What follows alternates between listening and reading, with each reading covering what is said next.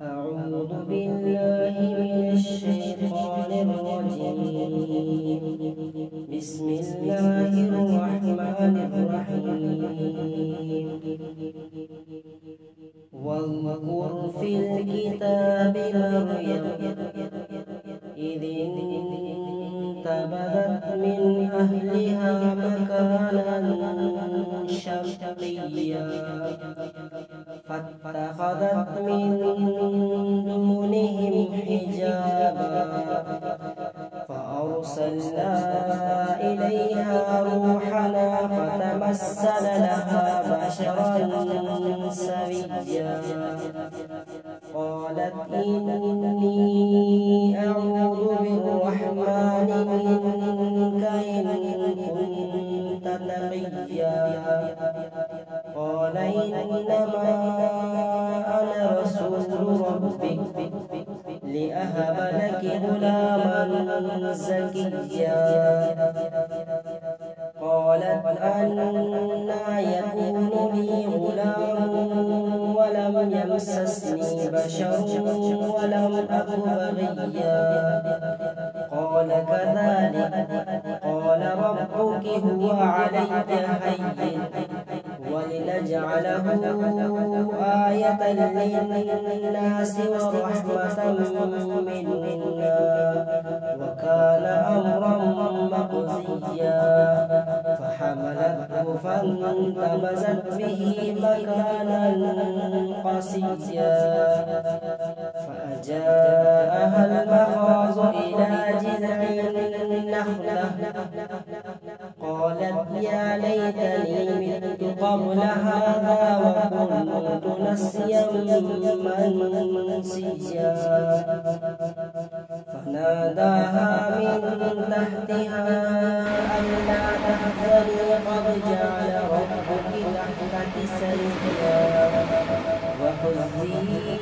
إليك بجذع النخلة تساقط عليك رطبا جنيا فكلي واشربي وقري عينا فإما ترين من البشر أحدا فقولي إني نذرت للرحمن صوما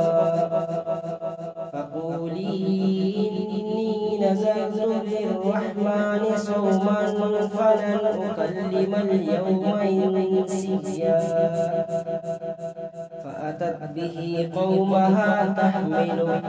قالوا يا مريم لقد جئت شيئا فريا يا أخت هارون ما كان أبوك امرأ سوء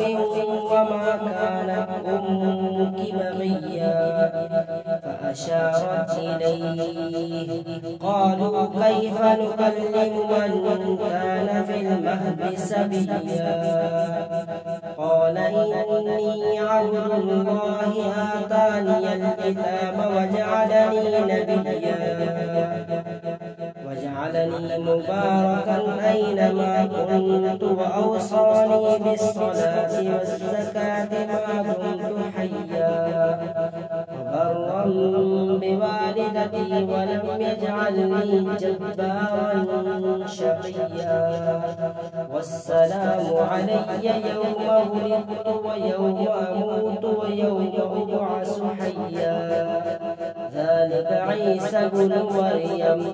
قول الحق الذي فيه يمترون ما كان لله أن يتخذ من ولد سبحانه إذا قضى أمرا فإنما يقول له كن فيكون وإن الله ربي وربكم فاعبدوه هذا صراط مستقيم فاختلف الأحزاب من